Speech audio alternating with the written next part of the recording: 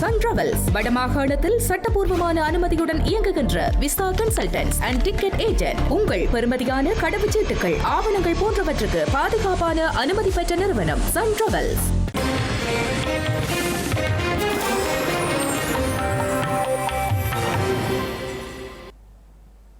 வணக்கம். இது ஐபிசி தமிழின் காலை நேர பிரதான செய்திகள். முதலில் தலைப்புச் செய்திகள். நீர்கொழும்பு சிறைச்சாலை கைதிகளுக்கு இடையே மோதல், விசாரணை குழு நியமனம். வவுனியா வடக்கு பிரதேச சபை தவிசாளரை மாற்ற தமிழரசுக் கட்சி நடவடிக்கை, சுழற்சி முறையில் நியமனம் வழங்க இணக்கம். வீதிகளில் அடித்து விரட்டப்படும் பட்டதாரிகள், போலி வாக்குறுதிகளால் ஏமாற்றப்பட்டுள்ளதாக நாமல் குற்றச்சாட்டு. கோட்டபாய ராஜபக்ஷவின் இயற்கை உர திட்டம் தோல்வியடைந்தமைக்கு அசோக ரன்வெலவே காரணம், ஐக்கிய மக்கள் சக்தி சாடல். மும்பையில் கனமழையினால் 10 பேர் பலி, பாடசாலைகள் கல்லூரிகளுக்கு விடுமுறை. உக்ரைன் ஜனாதிபதியை சந்திக்க உள்ள ட்ரம்ப், வெள்ளை மாளிகை தகவல். இனி தொடர்பான விரிவான செய்திகள். நீர்கொழும்பு சிறைச்சாலையில் கைதிகள் குழுக்களுக்கு இடையே ஏற்பட்ட மோதல் சம்பவம் குறித்து விசாரணை நடத்த குழு ஒன்று நியமிக்கப்பட்டுள்ளது. ஸ்ரீலங்கா சிறைச்சாலைகள் ஆணையாளர் நாயகத்தினால் இந்த விசாரணை குழு நியமிக்கப்பட்டுள்ளதாக சிறைச்சாலைகள் ஊடக பேச்சாளர் ஏசி கஜநாயக்க தெரிவித்துள்ளார். நீர்கொழும்பு சிறைச்சாலையில் இரு கைதிகள் குழுக்களுக்கிடையே நேற்று மோதல் ஏற்பட்டிருந்தது. விளக்கமறியலில் வைக்கப்பட்டுள்ள கைதிகள் குழு ஒன்றுக்கும் தண்டனை விதிக்கப்பட்டு சிறையில் அடைக்கப்பட்டுள்ள கைதிகள் குழு ஒன்றுக்கும் இடையே இந்த மோதல் ஏற்பட்டிருந்தது. போதைப்பொருள் வர்த்தகத்திற்கு ஆதரவளிக்கும் குழுவினருக்கும் அதற்கு எதிர்ப்பு தெரிவிக்கும் குழுவினருக்கும் இடையே இந்த மோதல் இடம்பெற்றுள்ளதாக ஆரம்பகட்ட விசாரணைகளில் தெரிய வந்துள்ளது. போர் முனா அன்று ஒழுங்கமைக்கப்பட்ட குற்றக்கும்பலின் உறுப்பினர்களுடன் நெருங்கிய தொடர்புகளுடைய சுரேஷ் புஷ்பகுமார் எனப்படும் போதைப்பொருள் கடத்தல்காரரை இந்த மோதலை வழிநடத்தியுள்ளார் என காவல்துறையினரின் விசாரணைகளில் தெரிய வந்துள்ளது. இந்த மோதலில் இரு கைதிகள் உயிரிழந்துள்ளதுடன் காயமடைந்த மேலும் 34 கைதிகள் நீர்கொழும்பு மாவட்ட வைத்தியசாலையில் அனுமதிக்கப்பட்டுள்ளனர். அவர்களில் பலத்த காயமடைந்த இருவர் மேலதிக சிகிச்சைகளுக்காக கொழும்பு தேசிய வைத்தியசாலைக்கு மாற்றப்பட்டுள்ளனர். அதன் பின்னர் சிறைச்சாலையின் கைதிகள் குழு ஒன்று அதன் கூரை மீது ஏறி போராட்டத்தில் ஈடுபட்டதுடன் கூரை இடிந்து விழுந்ததில் மேலும் 4 கைதிகள் காயமடைந்து வைத்தியசாலையில் அனுமதிக்கப்பட்டனர். நீர்கொழும்பு சிறைச்சாலையில் ஏற்பட்ட இந்த பதற்றமான சூழ்நிலையை கட்டுப்படுத்துவதற்காக சிறைச்சாலை அதிகாரிகள், காவல்துறையினர், காவல்துறை விசேட அதிரடிப்படையினர் மற்றும் ராணுவத்தினர் ஈடுபடுத்தப்பட்டுள்ளதுடன் சிறைச்சாலையை சுற்றியுள்ள பகுதிகளின் பாதுகாப்பும் பலப்படுத்தப்பட்டுள்ளது. இது கைதிகளுக்கிடையே ஏற்பட்ட ஒரு மோதல் எனவும் இதில் அதிகாரிகளுக்கு எந்தவித தொடர்பு இல்லை எனவும் சிறைச்சாலை ஊடக பேச்சாளர் ஏசி கஜநாயக்க தெரிவித்துள்ளார். வவுனியா வடக்கு பிரதேச சபையின் தவிசாளரை மாற்ற தமிழரசுக் கட்சியின் மாவட்ட குழு தீர்மானித்துள்ளதாக தகவல் வெளியாகியுள்ளது. இலங்கையில் நடைபெற்ற உள்ளூராட்சி மன்ற தேர்தலின் பின்னர் பிரதேச சபைகளுக்கான தலைவர்கள் தெரிவின் போது சுழற்சி முறையில் தமது உறுப்பினர்களுக்கு தவிசாளர் பதவியை வழங்க தமிழரசுக் கட்சி தீர்மானித்திருந்தது. இதன் பிரகாரம் முதல் ஒரு வருடம் தற்போதைய தவிசாளராக பணியாற்றும் கிருஷ்ணவேணிக்கு வழங்கவும், அடுத்த வருடம் ஏனைய உறுப்பினர்களில் ஒருவருக்கு வழங்கவும் கட்சியின் மாவட்ட குழு தீர்மானித்திருந்தது.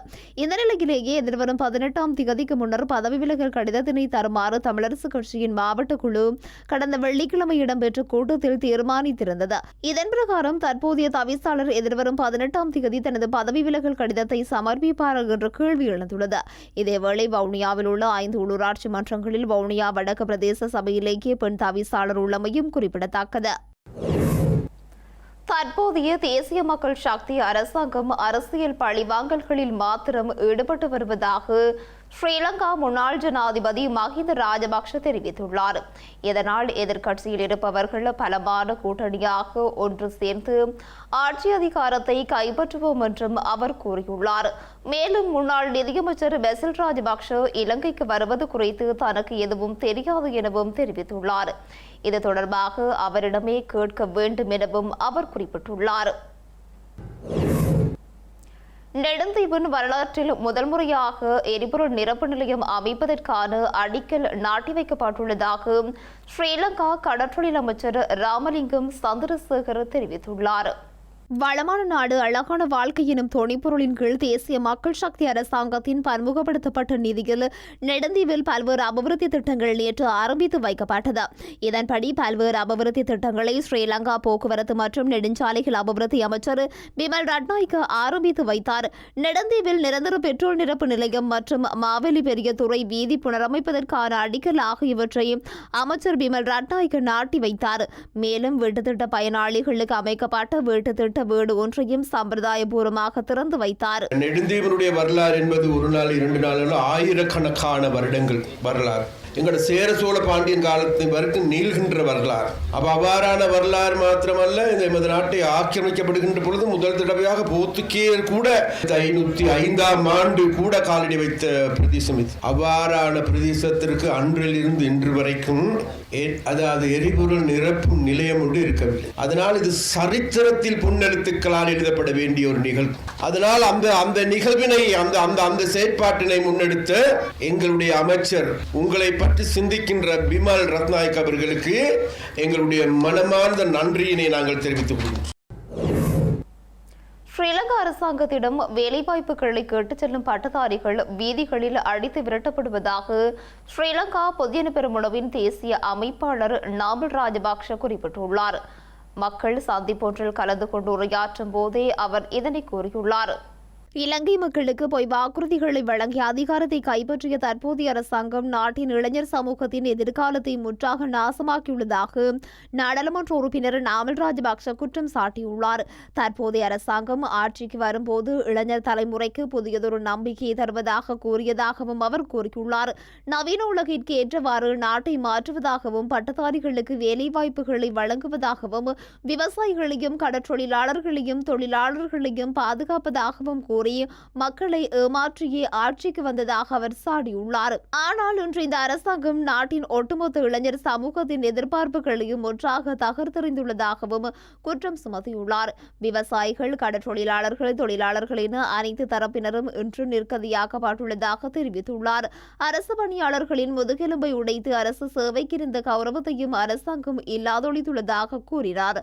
மக்கள் எதிர்பார்த்த நவீனத்துவத்துக்கு பதிலாக இன்று நாட்டில் வெறுப்புணர்வும் பொறாமையும் பழிவாங்கல்களுமே முன்னெடுக்கப்பட்டு வருவதாக நாமல் ராஜபக்ஷ தெரிவித்துள்ளார். இலங்கையில் நேற்று நள்ளிரவு முதல் வருடாந்த பேருந்து கட்டண திருத்தம் நடைமுறைக்கு வந்துள்ளதாக தனியார் பேருந்து உரிமையாளர்கள் சங்கத்தின் தலைவர் கெமுனு விஜயரத்ன தெரிவித்துள்ளார். இலங்கையில் வருடாந்த பேருந்து கட்டண திருத்தம் ஜூலை மாதம் 1ஆம் தேதி நடைமுறைக்கு வரும் நிலையில் இன்று முதல் பேருந்து கட்டண திருத்தம் நடைமுறைக்கு வந்துள்ளதாக தனியார் பேருந்து உரிமையாளர்கள் சங்கத்தின் தலைவர் கெமுனு விஜயரத்ன தெரிவித்துள்ளார். நேற்று நள்ளிரவு 12 மணிக்கு பின்னர் இந்த புதிய பேருந்து கட்டணங்கள் நாடு முழுவதிலும் உள்ள தனியார் பேருந்துகள் மற்றும் அரசு பேருந்துகள் ஆகிய இரண்டுக்கும் ஒரே நேரத்தில் நடைமுறைக்கு வந்துள்ளதாக அவர் குறிப்பிட்டுள்ளார். நகர்ப்புற, கிராமப்புற மற்றும் சுமார் 3000 தூர சேவை பேருந்துகள் உட்பட சொகுசு பேருந்து சேவைகள் அனைத்தினதும் கட்டணங்கள் 12% திருத்தி அமைக்கப்பட்டுள்ளதாக கூறினார். புதிய திருத்தத்தின்படி 30 ரூபாயாக காணப்பட்ட குறைந்தபட்ச பேருந்து கட்டணம் 34 ரூபாயாக அதிகரிக்கப்பட்டுள்ளது. அத்துடன் அதிகபட்ச பேருந்து கட்டணமான 2422 ரூபாய் 480 ரூபாவினால் அதிகரிக்கப்பட்டு 2902 ரூபாவாக உயர்த்தப்பட்டுள்ளமை குறிப்பிடத்தக்கது. ஸ்ரீலங்கா முன்னாள் ஜனாதிபதி கோட்டாபய ராஜபக்ஷவினால் கொண்டுவரப்பட்ட இயற்கை உரத்திட்டம் தோல்வி அடைந்தமைக்கு முன்னாள் சபாநாயகர் அசோக ரன்வலவே காரணம் என ஐக்கிய மக்கள் சக்தியின் நாடாளுமன்ற உறுப்பினர் பிரசாத் ஸ்ரீவர்தன குற்றம் சாட்டியுள்ளார். ஐக்கிய மக்கள் சக்தியினால் மாவநில பகுதியில் ஏற்பாடு செய்யப்பட்டிருந்த கூட்டத்தில் கலந்து கொண்டு உரையாற்றும் போதே அவர் இதனை தெரிவித்துள்ளார். ஸ்ரீலங்கா முன்னாள் ஜனாதிபதி கோட்டாபய ராஜபக்ஷவினால் கொண்டுவரப்பட்ட இயற்கை உர திட்டத்தை முழுமையாக பொறுப்பேற்று தனது நிறுவனத்தினூடாக அசோக ரன்வல அதனை நடத்தியதாக ஐக்கிய மக்கள் சக்தியின் நாடாளுமன்ற உறுப்பினர் பிரசாத் ஸ்ரீவர்தன தெரிவித்துள்ளார். பேச்சுவார்த்தை மேசைகளில் அமர்ந்து கொண்டு கோட்டாபயவுக்கு அவரே முழுமையான நம்பிக்கை அளித்ததாகவும், எனினும் அவர் மக்கள் விடுதலை முன்னணியின் முக்கிய உறுப்பினர் என்பதும் கோட்டாபய ராஜபக்ஷவிற்கு தெரிந்திருக்கவில்லை என்றும் அவர் கூறியுள்ளார். பதவி விலகிய பின்னரே அசோக ரன்வல மக்கள் விடுதலை முன்னணியின் முக்கிய உறுப்பினர் என்ற உண்மை கோட்டாபயவுக்கு தெரிய வந்ததாகவும் அவர் குறிப்பிட்டுள்ளார். அரசாங்கம் ஆட்சிக்கு வருவதற்கு முன்பே திட்டமிட்டு செய்யப்பட்ட இந்த சதித்திட்டத்திற்கு பிரதி உபயகாரராகவே அசோக் ரன்வெல்லவுக்கு சபாநாயகர் பதவி வழங்கப்பட்டதாக பிரசாத் ஸ்ரீவர்தன தெரிவித்துள்ளார். தற்போதைய அரசாங்கம் ஆட்சிக்கு வருவதற்கு முன்பதாக ஊழல் செய்யவில்லை என்று கூறுவது முற்றிலும் தவறானது எனவும் சாடியுள்ளார். அவர்கள் 2024ஆம் ஆண்டுக்கு முன்னர் திருட்டுகளை செய்து அந்த பணத்தை முதலீட்டு செய்துள்ளதாகவும் அவ்வாறு இல்லை என்றால் குற்றச்சாட்டுகளுக்குள்ளாகியுள்ள குமார்ஜி குடி போன்றவர்கள் சுதந்திரமாக நடமாட முடியாது எனவும் தெரிவித்துள்ளார்.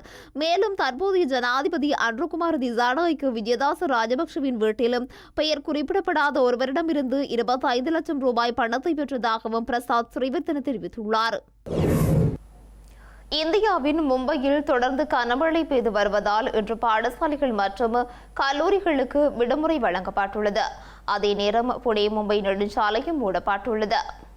இந்தியாவின் மகாராஷ்டிரா, மும்பை, தானே, ராய்கர், பல்கார் மாவட்டங்களில் நேற்றிரவு முதல் இன்று காலை வரை தொடர்ந்து மழை பெய்ததால் வீதிகள் வெள்ளத்தில் மூழ்கியுள்ளன. இதனால் பேருந்து போக்குவரத்து மட்டுமன்றி புறநகர் தொடர்ந்து சேவையும் கடுமையாக பாதிக்கப்பட்டுள்ளது.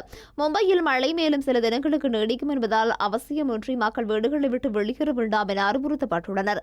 சூறை காற்றுடன் பெய்த கனமழையால் மும்பையில் விமான சேவை பாதிக்கப்பட்டுள்ளது. மும்பை, தானே, பால்கர் பகுதிகளில் உள்ள பாடசாலைகள் மற்றும் கல்லூரிகளுக்கு இன்று விடுமுறை அறிவிக்கப்பட்டுள்ளதுடன் மும்பை பல்கலைக்கழகத்தில் இன்று நடைபெறவிருந்த பரீட்சைகளும் ஒத்திவைக்கப்பட்டுள்ளன. மும்பை மற்றும் அதன் சுற்று வட்டார பகுதிகளில் மழை காரணமாக இதுவரை 10 பேர் உயிரிழந்துள்ளனர். துருக்கியில் நடைபெறும் நேட்டோ உச்சி மாநாட்டின் போது உக்ரைன் மற்றும் சிரிய நாட்டு ஜனாதிபதிகளை அமெரிக்க ஜனாதிபதி டொனால்ட் ட்ரம்ப் சந்திக்க உள்ளதாக வெள்ளை மாளிகை தெரிவித்துள்ளது. அமெரிக்க ஜனாதிபதி டொனால்ட் ட்ரம்ப் உக்ரைன் ஜனாதிபதி ஜெலன்ஸ்கி மற்றும் சிரிய ஜனாதிபதி அல்-ஷாரா ஆகியோருடன் இருதரப்பு சந்திப்புகளில் பங்கேற்க உள்ளதாக அறிவிக்கப்பட்டுள்ளது. ரஷ்யா உக்ரைன் மோதலை முடிவுக்கு கொண்டு வரும் வகையில் அங்காராவில் ட்ரம்ப் இந்த சந்திப்பை மேற்கொள்ளவுள்ளார். உக்ரைன் ஜனாதிபதியுடனான சந்திப்பை தொடர்ந்து ட்ரம்ப் ரஷ்ய ஜனாதிபதியையும் சந்திக்கவுள்ளார். உலகக்கிண்ண கால்பந்து தொடரின் தகுதிச் சுற்று போட்டியில் பிரேசில் அணியை 2-1 என்ற கோல் கணக்கில் வீழ்த்தி நோர்வே அணி வரலாற்று வெற்றியை பதிவு செய்துள்ளது. நியூயார்க், நியூ ஜெர்சி மைதானத்தில் நடைபெற்ற போட்டியில் ஆரம்பம் முதலே இரு அணிகளும் மிக சிறந்த ஆட்டத்தை வெளிப்படுத்திய நிலையில் பிரேசில் அணி உலகக்கிண்ண தொடரிலிருந்து வெளியேறியுள்ளது. இந்த வெற்றியின் மூலம் நோர்வே அணி முதன்முறையாக உலக கிண்ணத்தின் காலிறுதிப் போட்டிக்கு தகுதி பெற்று சாதனை படைத்துள்ளது. உலகக்கிண்ண வரலாற்றில் பிரேசில் அணி வெளியேறியமை ரசிகர்களிடையே பெரும் அதிர்ச்சியை ஏற்படுத்தியுள்ளது. இதேவேளை இங்கிலாந்து அணி மெக்சிகோவை 2-3 என்ற கோல் கணக்கில் வீழ்த்தி தகுதிச் சுற்றுக்கு போட்டிக்கு முன்னேறியுள்ளது. செய்திகளின் நிறைவாக இனி மீண்டும் தலைப்புச் செய்திகள். நீர்கொழும்பு சிறைச்சாலை கைதிகளுக்கு இடையே மோதல், விசாரணை குழு நியமனம். வவுனியா வடக்கு பிரதேச சபை தவிசாளரை மாற்ற தமிழரசு கட்சி நடவடிக்கை, சுழற்சி முறையில் நியமனம் வழங்க இணக்கம். வீதிகளில் அடித்து விரட்டப்படும் பட்டதாரிகள், போலி வாக்குறுதிகளால் ஏமாற்றப்பட்டுள்ளதாக நாமல் குற்றச்சாட்டு. கோட்டபாய ராஜபக்சவின் இயற்கை உர திட்டம் தோல்வியடைந்தமைக்கு அசோக ரன்வெல்லவே காரணம், ஐக்கிய மக்கள் சக்தி சாடல். மும்பையில் கனமழையினால் 10 பேர் பலி, பாடசாலைகள் கல்லூரிகளுக்கு விடுமுறை. உக்ரைன் ஜனாதிபதியை சந்திக்க உள்ள ட்ரம்ப், வெள்ளை மாளிகை தகவல். இத்துடன் ஐபிசி தமிழின் காலை நேர பிரதான செய்திகள் நிறைவு பெற்றன. உடனுக்குடன் செய்திகளை அறிந்து கொள்ள ibc.com என்ற எமது இணையதளத்தினை பார்வையிடுங்கள். வணக்கம்.